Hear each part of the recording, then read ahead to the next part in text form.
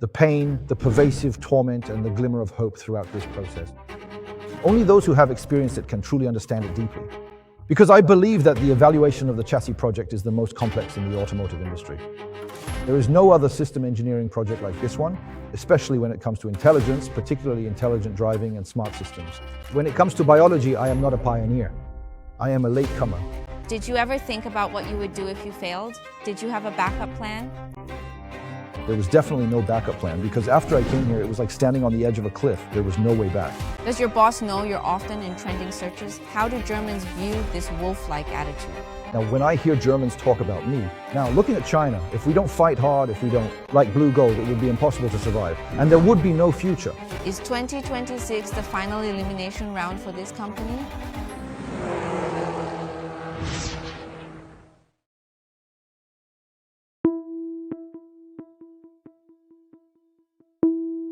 Actually, thinking back, the first time we scheduled this conversation was earlier this year at the Shanghai Auto Show, right? So our first question is, could you summarize the past year for us? Was the past year the most stressful one in all these years? I heard you often have trouble sleeping.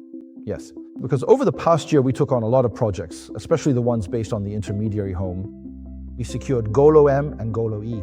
There are about 5 client projects. One client is from the European market and the other 4 are domestic. Moreover, all 4 of these domestic clients are scheduled for mass production at the same time, between September and October this year. You can imagine the pressure is enormous. Why? Because I believe that mass production of bracket projects is the most complex process in the automotive industry. There is no other system engineering project like this. It's truly one of a kind. I remember often being unable to sleep at night. What could I do? I had to take 2 melatonin pills. Before I only needed 1, but now I take 2. But now I feel extremely proud of these projects. All of them were delivered on schedule. The first phase was delivered. Highway navigation and parking have been completed. The next phase might be urban navigation.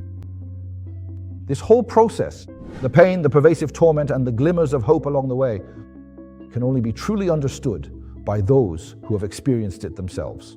Of course, the result is something you really enjoy because it feels like being reborn from the ashes. I'm really curious, why did Bosch choose you to take on this responsibility at that time? There was a lot of skepticism in the industry about Bosch's transformation. For you personally, this must have been quite a challenge. Yes, it was. Because everyone in the market saw Bosch as a traditional world. It's also a Fortune 500 company and the world's largest automotive parts supplier. But when it comes to intelligence, especially intelligent driving and smart technologies, Bosch is not an early mover, but rather a latecomer. Bosch is not a pioneer, but a follower in this field. I joined right after graduating with my master's degree from university. I worked at United Electronics for 18 years, mainly responsible for sales during that time. I secured many projects, so I was deeply involved in the wave of transformation in China's new energy vehicle industry. Especially in my last few years at United Electronics, roughly from 2020 to the end of 2023, there was a severe global chip shortage in China. At that time, I remember the whole country was affected. The leaders of all the major automakers, including President Yin from Chery, President Wei from Great Wall, President Gan from Geely, as well as President Wang Chuanfu and Zhu Huarong, all these leaders came to us to request and urge for supplies, pushing for chips. So I had even more opportunities to interact with them. All these big names often gathered together to communicate and discuss. So as a result, we also developed many deep personal relationships. I think whether from the perspective of transformation or customer relations, and also from the perspective of hard work and perseverance, that's why they asked me to come over. Maybe you are the most suitable person for this. I remember back then, during the chip shortage, I had to receive guests every day. Every day I had to drink with 4 groups of important clients. 3 rounds a day, except for breakfast when we didn't drink. We'd drink at lunch, then again in the evening, and then have another round later at night. After all that, I would return to the office and prepare to receive another 4 groups the next day. I had to sort out the materials for the VIP clients, how much stock to allocate, how many chips were missing. So looking back, that was an enormous challenge, both mentally and physically. But after going through it, you feel like nothing could ever be harder than that. So now, even though working in the smart technology business is tough, I actually find it quite enjoyable. It's nothing compared to how hard things were back then. Physically, it's not as exhausting as it was before. It's just that the challenges now are different from those in the past. Now, the hardship feels more like you're finding your direction forward. Sometimes there's a sense of confusion. Why? Because new technologies are advancing so quickly. Ever since Tesla stopped holding press conferences, ever since Tesla stopped doing their tag days, many Chinese companies have lost their sense of direction. Is it a phase or is it a complete break, like with VLA world models? And a lot of people are just feeling their way through it. So at times like this, losing your sense of direction can make a person feel even more lost. That kind of pure physical and mental exhaustion makes you even more confused. This is something completely different. This so-called work environment is entirely different. So Your current challenges differ from before. Back then, people were asking you for help. now you have to kneel down and beg. On the ground, I was often mocked by General Manager Yan from Kirui for using a bridge. You finally went from being a supplier who was supposed to be the B side, but in reality, you were the A side, a United Electronics. Now the XC business unit has to kneel on the ground and beg us. This feeling is completely different. It's a change in the journey of the heart. For example, when we're competing for a project, we might have already spent about half a year designing for this client. This pre-control device was basically already set to be given to us, but at the very last moment, when it came time to quote the price, the client might have brought in about 10 suppliers to bid against us. We might have quoted a development fee of around 20 million. Then suddenly, a very small company appeared with a price. He came over and said, not only do I not need a development fee, but my price is also 20% cheaper than Bosch. The main airport leadership simply couldn't refuse. This is absolutely something no one could refuse. In the end, the project might have been handed over to this very small company. Of course, this small company might suffer huge losses, but even if it goes public in the future, there's nothing it can do. No one ever considered whether it could survive 5, 7, or 10 years. They only need to survive the present, survive this year, survive next year, and that's enough. How do you go about transforming this kind of organization? I think it might be even harder than changing an individual. So after you took over the XC division 2 years ago, what kind of work did you do? I think this really is quite a big challenge because Bosch, as you know, is a very big brand. A 139-year history is one thing. Bosch is a world-class giant, and it only recruits top talent from around the globe. Even in our division, we only hire top graduates from prestigious universities worldwide. Everyone feels very proud inside, and sometimes there's even a bit of arrogance. So how do I get them to change this way of thinking? This mindset is actually very crucial because in the past, they were unwilling to go so far as to kneel down and beg customers. This implies a kind of noble service. After I came here, I felt that I did a few things. The first thing was, I think the most crucial thing is to change the company's culture, or rather the mindset of all employees. After I arrived, I made some adjustments to everything in our business is for the customer, everything is for the business. It's very simple. I said, when you have meetings with me or travel with me for business, if there are major clients or important projects, you can cancel or reschedule at any time. Only by changing people's mindsets can we fully unleash the abilities of everyone here because these people are all very outstanding. The second point is the adjustment of the organizational structure. Because at the end of the day, a company is really about creating an organizational structure and improving its efficiency. After I came here, I also made some adjustments, which was to find truly outstanding talent, putting people with experience in this business into the right positions, and then giving them the authority to act, to do things more boldly, more confidently, and with greater passion, to really pursue their own work. The results they achieve far surpass what was possible before, when they were restricted by all sorts of rules and processes. Those restrictions prevented them from fully utilizing their talents. So now, regarding the adjustment of surgery prices, I believe it has been very effective because everyone is now responsible for their own business, which is called being accountable for one's own profits and losses. Thirdly, I think it's about repairing some customer relationships because previously the Dr. XC business unit offended some clients due to a shortage of chips. Many clients were indeed very unhappy about this. There was even a major client who wouldn't let us. We weren't even allowed in the door, but after our regular visits, we eventually secured a lot of business from this client. Fourth, in my opinion, the most crucial aspect is acquiring new projects. Because for a company, many large enterprises only focus on sales, profits, and cash flow. But in the long run, the company, in the next 5, 7, or even 10 years, the key is definitely to acquire more new projects. New projects will provide support. They will sustain your company's future growth. If your company doesn't acquire any new projects this year, maybe you'll be fine for the next 2 years, but after 3 years, there will definitely be a decline. And finally, the last point. I think so. It may be about choosing the right strategic direction and formulating a product strategy. Our structural costs are relatively high, so we can only focus on products with added value. A product strategy that involves technical content and a certain threshold to entry. Expanding new products and technologies in China that cater to Bosch's own characteristics. Actually, organizational restructuring. I think for Bosch, with its 139-year history, this is a huge challenge. Yes. Have you ever considered exactly what you would do if you actually failed? Well, Was there any way out? There was definitely no way out because after I came here, it was like standing on the edge of a cliff. There was no retreat at all. But the restructuring we did, including some of the personnel optimization, was indeed quite painful. But I often talk to our Bosch colleagues, some senior leaders from Bosch China and Germany, including the head of HR at Bosch China. I often joke with them and say, please allow me, there might be some trouble caused to your work, and there may be a lot of people online who will criticize me and maybe even criticize you. But please accept my changes. Why? Because in my view, the Bosch XC division is not typical. Bosch's company is also not a typical Bosch platform company. It is a local Chinese entrepreneurial enterprise. I am XC. If China succeeds now, then we will always have a seat at the table. We must adopt the same kind of atmosphere as local Chinese entrepreneurial companies. Like Huawei, Manmanpower, and Horizon Robotics, we must have this kind of entrepreneurial drive. Right now, I basically only take about 7 days off during the Spring Festival each year. Otherwise, it's almost impossible. Why? Because the leaders of China's major airports don't take vacations either. They'll contact you every weekend. And even during National Day holidays, they'll reach out to you. So for many things, you have to help them solve the problems together. This is the unique atmosphere of the Chinese market. That's what causes this. So Dr. XC is here. In my view, it's not a typical PhD company. So it must be an innovative company that survives by putting itself in a do or die situation. So many of our clients, including many leaders, often tease me saying, Yongqiao, you're clearly a professional agent, but you insist on acting like a startup founder. Over the past year, you've actually been the boldest boss in the entire automotive industry, often trending on social media due to online controversies. Does your boss know you're a regular on the trending lists? What do they think? How do Germans view this wolfish mentality, the culture? Speaking of this, I first want to thank both my German and Chinese bosses for their tolerance toward me. Their tolerance allows me to speak some truths and express my opinions publicly. Now, when I talk to Germans, I tell them that here in China, if we don't fight hard, if we don't push forward with a pioneering spirit, it's impossible for us to rise up as a nation, and there's no future for us either.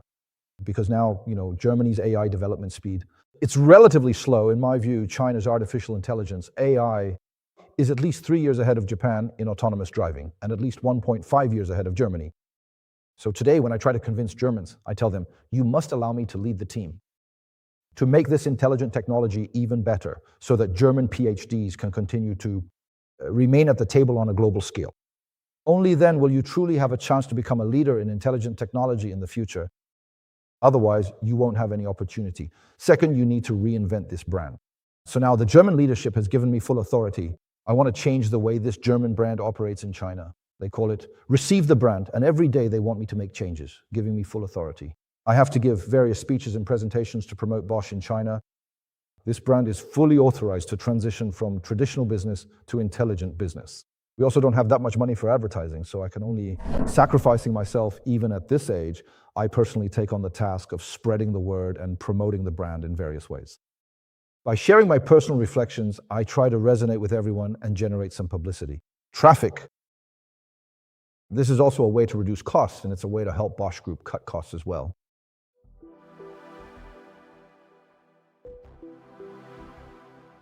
I heard that every week you have to experience all of the competitor brands' cars. Because personally, test driving and riding along while someone else drives are different experiences. Sitting in the back seat compared to sitting in the office, listening to your team report to you. These three are completely different levels of experience. When you listen to reports in the office, all you know is that things are good. There are probably a lot of things that aren't good, but you don't know about them. When you sit in the car to experience it, meaning there's a driver and you're just sitting in the car, it's very hard for you to truly feel the car's overall longitudinal and lateral handling issues. That kind of silky smooth maneuvering, it's very hard for you to experience it. Only by driving it yourself can you truly experience it in depth.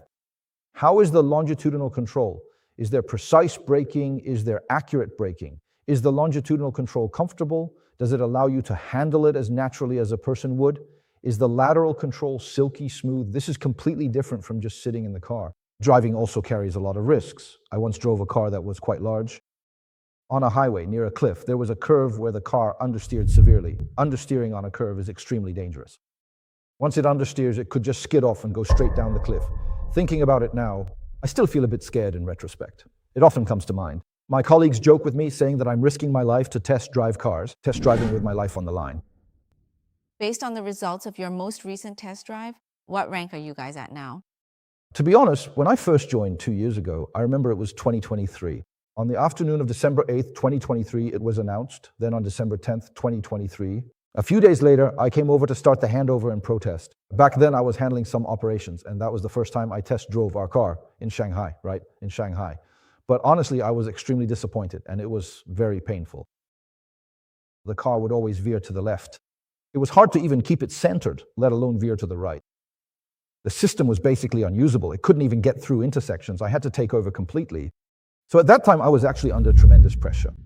But with the cars I've experienced recently, I genuinely feel a strong sense of pride. Why is that? Because what we're using is truly a new phase. This phase is about integrating perception, prediction, and planning. We've truly created a complete large-scale model. We've really achieved a highly human-like level. With this kind of driving experience, it feels exactly the same as if a human were driving. Now, in the Chinese market, this new phase has truly entered mass production, just like I mentioned in my speech some time ago. However, our new phase is developed together with our partners. It was jointly created with WeRide, and perhaps only Bosch and Horizon could do the same. In the coming January and February, even more people will join in. I believe that more and more people will get involved, working on each phase, starting from now. From the perspective of our model and algorithm, I am very confident. The level and capability of our models and algorithms may rank among the top in China, at least in the top two. Who is number one? It's not really convenient to say, but of course it's also possible that we are number one. When it comes to models and algorithms, we could possibly be in first place. But maybe, for example, at Huawei or with Manman and many others, they have a higher level of maturity. In terms of experience with large-scale mass production, they have done extremely well. It's something we should learn from. Do you have any goals for next year? My plan for next year is to focus on the entire stent field. We must make it into the top 3 in China, and right now I am very confident. Who are the top 3? That's also a bit sensitive. The former leaders may no longer be ahead, because the era of those rules has already passed. Now we've entered the era of segmental brakes, from 2 segments to 1 segment. A single segment, a single brake. In my view, it relies more on breakthroughs in model paradigms. So my belief is that breakthroughs in model paradigms will bring about qualitative leaps. It's 70% dependent on breakthroughs in model paradigms and 30% on training with high-quality data. A few days ago, Su Qing also mentioned this. He said that within the next 3 years, there probably won't be any major theoretical breakthroughs in this field. It's possible. Everyone can only refine things to the extreme based on the current architecture. Actually, speaking for myself, I quite agree with this view. And in the past, I have also discussed this with many other people. I've always firmly believed that at least for the next 3 years or so, at least within 3 years, this will definitely remain a main direction. I don't think VLA or world models will be widely adopted within 3 years. I really don't think so. Why is it that Bosch and WeRide can do it? How much money did you invest to make it happen? 25 years. Huawei has been working on their framework for maybe 10 years, and even they have only had PhDs working on it for 9 years. We've only been at it for 3 years. How can we expect to quickly catch up, match, or even surpass the leaders within just 3 years? We've been learning from this competitor, and I've been thinking about this issue all along. That's why I've also been discussing with Tony, the founder of WeRide. We're considering whether we can achieve a breakthrough through a new model paradigm, truly surpassing them from the ground up, fundamentally and essentially. So together we also brought in some exceptionally talented geniuses. We often joke about these young prodigies.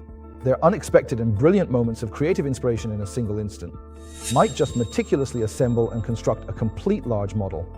And this is indeed absolutely vital and fundamentally significant. It is a monumental breakthrough and a massive leap forward for the entire industry. But I'm also curious, how long can this talent moat really last? For example, if every company poaches a couple of geniuses, wouldn't they catch up? Is there such a possibility? I don't think that's the case. If we only had people from the entertainment industry or just PhDs, I don't think we would have been able to achieve our goals on schedule. We are responsible for system architecture, software architecture, methodology, testing, system integration, functionality, safety, AEB control, and overall safety. We handle the entire system architecture and all the software, and we are also responsible for building the models. So our collaboration is highly complementary. That's why we were able to successfully implement this entire solution for the first time. If you only work on the upper layers, it's very difficult to implement because you don't know how to do it, how to turn it into an engineering process, standardize it, and make the logic systematic. These are all part of it. It's extremely complicated. Over the past 3 years, we've encountered countless pitfalls, too many to even remember. I can't even tell you how many tears we've shed over this. You've also mentioned recently that in the future, brackets will definitely become standard equipment, especially after the mandatory standards are introduced. Why are you so convinced? Why do you firmly believe that mandatory standards and the large-scale adoption of brackets are inevitable? Brackets won't bring you any emotional value. They simply take you from point A to point B, delivering you safely and comfortably. It's just like how today, automatic seatbelts and safety devices have become standard features. These brackets will also become standard equipment. After that, smart catering will become a flourishing field in the future. It will be a battleground where 100 schools of thought contend, and this link will definitely become the main arena for differentiated competition among major airports in the future. I believe that in the future, major airports will definitely invest heavily in the development of smart catering. AI-made meals are not truly smart catering, because right now, as you know, the meals are all homogenized. So in my opinion, the experience is really not good. In the future, AI catering will definitely move toward what we call long-term memory, emotional, and personalized meal preparation, truly smart catering. From today's passive interaction to future active interaction, being proactive. It will proactively communicate and interact with you, schedule your appointments, and care about you. Chatting with you, this is a completely different experience. A truly personalized intelligent agent. Doctor, what's the ROI plan for this segment? In early 2024, you mentioned investing about $2 billion, representing a sixth of Bosch's China Auto R&D. That's correct. Because right now, Bosch is different from other companies. Because Bosch is one of the few top 100 global companies that is not publicly listed. It relies on the money it earns itself to make investments. When it comes to investing in new businesses, actually, in terms of traditional business, it can continue to operate very well and is quite outstanding. But when it comes to the intelligent business segment, things get a bit painful. Because intelligent business operations have always been burning money. All of China's startup companies are like this. Every year, they suffer huge losses and rely on the capital market for subsidies. So this is the business model for this segment and for Bosch's operations. The business mindset is completely different. So last year, Bosch did indeed invest about this amount to support us. In the future, Bosch will continue to invest in intelligentization with this same level of determination. Business. Because as I mentioned earlier, only China can provide this kind of support. Bosch in intelligentization, there is potential in this field. If in the future Bosch were to give up the Chinese market, it would be very difficult to have another opportunity to reposition itself in the field of intelligentization, to once again lead this market. So they will be even more determined to continuously invest in intelligent driving and smart cockpits. Yes, actually, I think one of the challenges Bosch is facing now. From an internal perspective, they may need to balance speed and slowness to strike a balance, the so-called spirit of craftsmanship, and the rapid iteration required in today's competitive environment. Yes, but in this regard, I think Bosch still has its own positioning, including myself. There are things we choose to do and things we choose not to do. It's not that I came to China just to pursue speed. I don't take on every project or accept every business opportunity. It's not like that. For example, right now, the mass-produced high-value solution from Bosch is based on R&Y. We have several unique features, segment by segment. These are completely different from what's available domestically and in other parts of the world.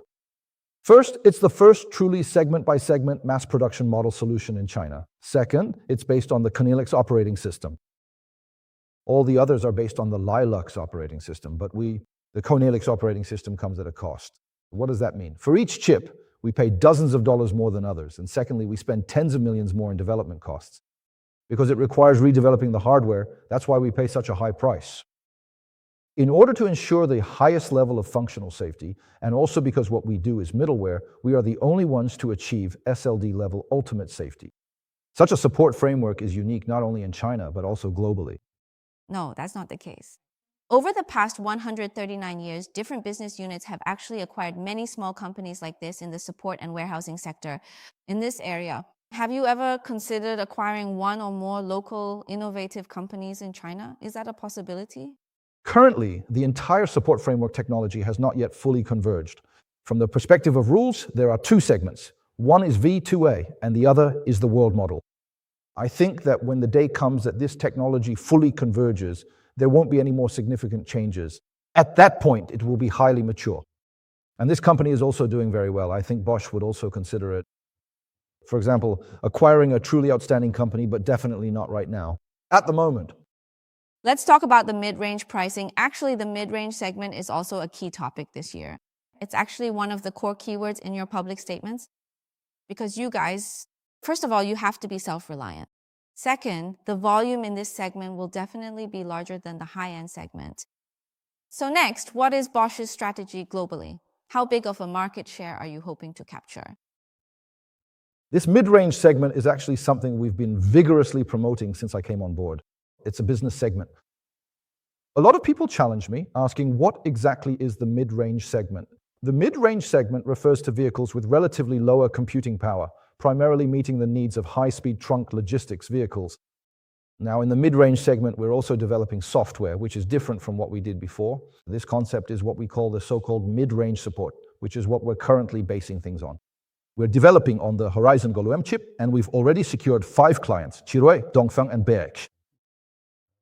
There's also a client who ranks among the top 2 nationwide in fuel vehicles, as well as overseas business. In the entire mid-range support segment, we've now captured a relatively large market share among independent suppliers. At present, we might be the largest, holding the biggest share.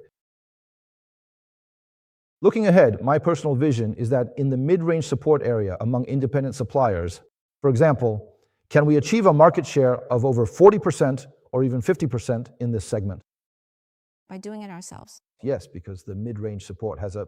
What kind of so-called advantage does it have? It's that it can enable separate cooling in many cases.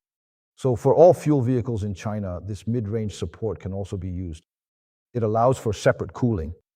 Secondly, it can provide the exact same support experience as electric vehicles. This is especially true now in China. The development by the State Council has been extremely rapid. This year, there are still about 15 million fuel vehicles, pure fuel vehicles, in China. So what do I think? Enabling 15 million fuel vehicles to also enjoy the convenience brought by intelligent driving. Safety and comfort also represent a very large market potential. This year, I also noticed that in September, during the Munich Auto Show, you were there as well, and many Chinese companies participated in the exhibition. In fact, most of the companies in that supply chain were Chinese companies. From our media perspective, perhaps the overseas expansion of Chinese brackets has already reached a critical year. At least this year is a crucial year. What do you think about the overseas expansion of Chinese brackets? I think although there were many Chinese bracket suppliers exhibiting at the Munich Auto Show, but this doesn't mean that they can actually carry out projects overseas. These are two different things. As for Chinese brackets, currently when it comes to Chinese brackets going abroad to the US or the EU, I think the path is still not fully open yet. Because of regulations like the ICTS rules in the US, this is not very friendly to local Chinese startups, possibly. But for a multinational company like Bosch, it might be relatively easier to handle. So I have always said publicly, in various settings, that Bosch is currently the only company in the world that possesses the technological capability for both mid and high-end brackets, and is also able to handle the different regulations of various countries and regions around the world. Such a unique compliant supplier.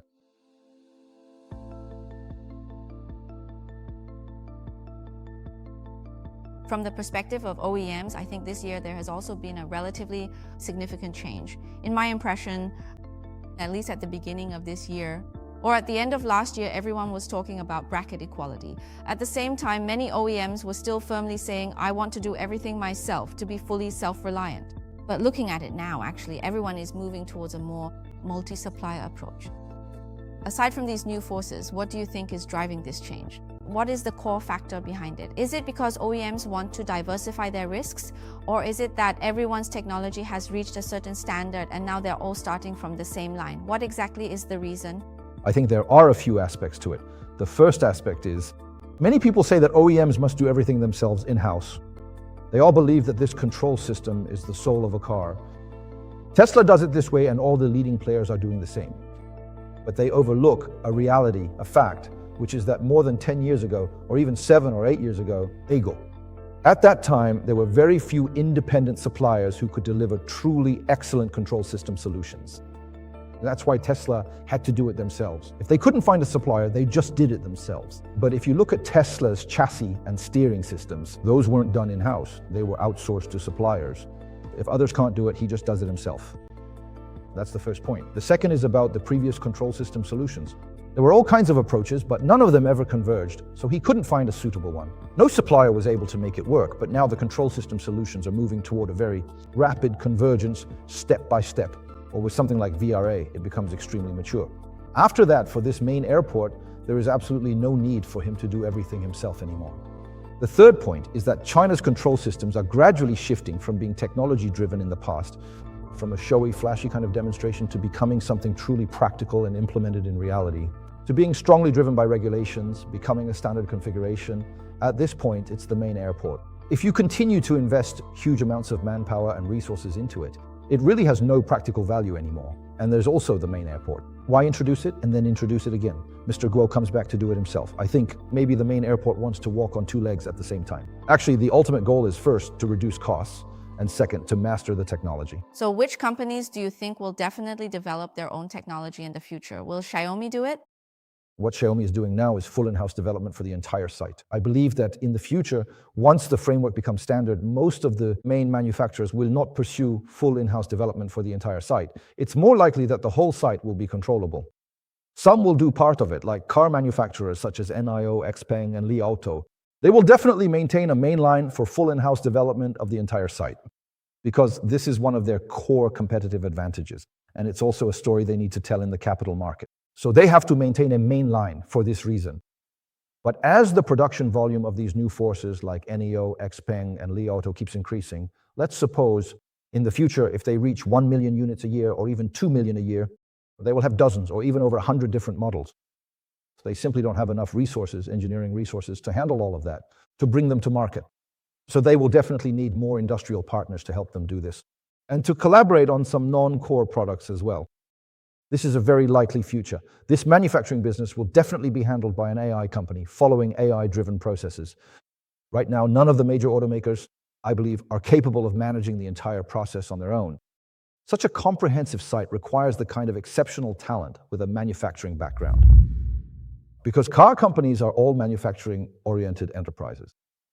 This is completely different from an AI-based company in terms of management scope. Another point is that for an automaker, if they want to do a good job managing the entire process themselves, for such a high-value manufacturing process, if they want to achieve good data quality, whether it's cloud-based platforms or improving the efficiency of data iteration, if he wants to do these three things well, it will take him at least 2 to 3 years. For automakers, their main task is to sell cars and sell them well. That's their top priority. Now, looking at the entire automotive industry, everyone's roles and identities are also changing. So the entire industry's landscape is also changing.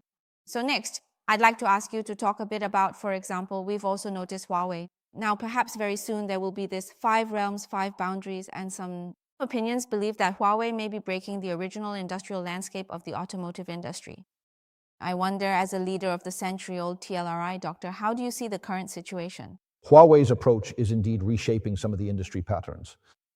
The use of intelligent technology in the automotive industry, or even the way cars are sold, is completely different from before, especially in the act of selling and delivering cars. So I think there is a lot here that many OEMs can learn from. However, this does not mean that Huawei's model is suitable for all OEMs, or that it is suitable for the entire industry. I think within this, perhaps each OEM may have its own unique characteristics. They will choose their own different paths for development. What left a particularly deep impression on me was that President Yu Dong once said that Bosch is now facing challenges in the pricing and cockpit sectors. There were about 200 competitors like this in the past year. Have you ever counted exactly how many competitors you have? A few years ago, there really were 200 companies, but among those 200, this includes those 200 companies involved in intelligent driving and intelligent cockpits. But in reality, there aren't many companies that actually do a good job. I think there are probably only about 20 worldwide. But among these 20 companies worldwide, the economic environment hasn't been great in recent years, and financing has been difficult, so quite a few have gone out of business each year. So now this circle is narrowing and consolidating. Therefore, I think that after 3 years, there may be even more startups, but not all of them will necessarily survive. Still, there will continue to be new companies entering the field. So, in your opinion, at least in the field of manufacturing, what does it take to survive in the next 3 to 5 years? What is the most important thing they need to do right now? First of all, the first point. Undoubtedly, it's cash flow, maintaining cash flow. Because for all companies in the world, The most direct reason for going bankrupt is running out of cash flow. That's why they go under. Secondly, I think it's having strong technical capabilities. Because if it doesn't have strong technical capabilities, the company can't go far. The third point, which I also think is the most important, is that it has enough valuable client projects to support it. If it doesn't have clients or projects, no matter how good the technology is, it still can't survive. There's no revenue. But if all the projects it takes on are huge loss-making projects, it won't be able to survive either. So, when considering these startups, is it actually possible that they no longer possess the same kind of technological edge that they once held in the past? Yes. They can only compete on scale. Because the reason startups can exist here is that they must have their own unique technological advantage. Otherwise, they wouldn't be able to establish themselves. This company attracts customers, but if the technology gradually becomes homogenized, once it converges and becomes highly mature, it actually becomes very painful for startups. Because at that point, it's no longer suitable for startups. It's more suited for companies that can mass produce on a large scale. So before the technology rapidly converges and iterates, startups need to grow quickly. To become a company that can serve more customers and handle projects with high efficiency, only then can the company continue to survive. Actually, not long ago, you were also advocating that advanced frameworks should not be charged for. But for the entire industry, this is actually not a good thing. What do you think is the reason why advanced frameworks can't be charged for at the moment? In fact, Tesla is the only company that charges for it. In reality, advanced frameworks are in China. Currently, there are companies that do charge for them. It's just that the way they present it is different. For example, right now, the main companies charging end users are Tesla and Huawei, who are doing an excellent job and are worth learning from. It's just that their promotional approaches are different. In fact, they do charge for it. It's impossible for them not to charge. That's why I've always advocated for charging for advanced frameworks. Not charging for them would be devastating to the industry. If our solutions can reach the level of Tesla's, I believe more and more users will be very willing to pay for them. And there's also the framework. The investment required is enormous. It costs billions every year. If the company behind it goes bankrupt, there are rumors about companies going bankrupt. What will you do? In the aftermarket, who will maintain the hundreds of thousands of vehicles? Who will provide maintenance for end users over the next 10 or 20 years? This is a problem. So it's essential to ensure that the industry chain can operate in a positive cycle. Having a positive cash flow is truly crucial for sustainable development. So in 2025, when you talk or negotiate with your clients, what are they most concerned about? Is it the price or is it your technological edge? How can we increase car sales? This is the issue that my OEM automotive industry leaders care about the most.